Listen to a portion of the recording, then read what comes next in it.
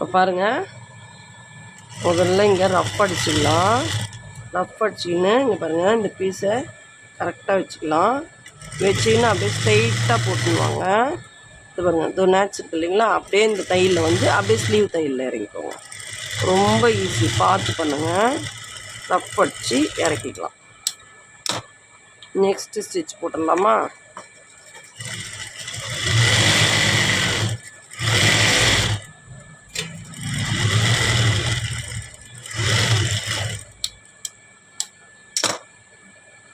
Next stitch, third stitch போகிறோம்.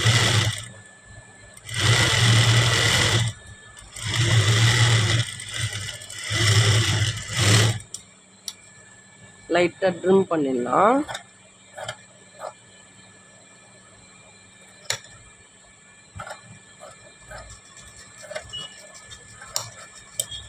ஓகேங்களா, இதையும் ட்ரிம் பண்ணிடலாம்.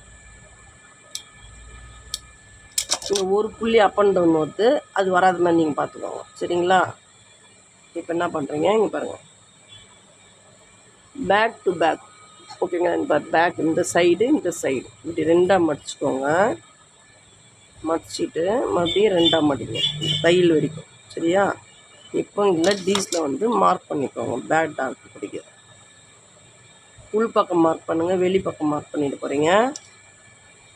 இப்போ எதுக்கும் ஒரு செக் பண்ணிக்கலாம், இப்போ எவ்வளோ இருக்குதுன்றது.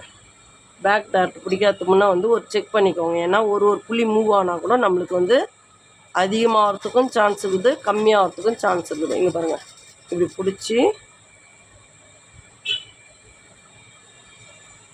இப்படி அளந்துக்கோங்க. ஓகேவா?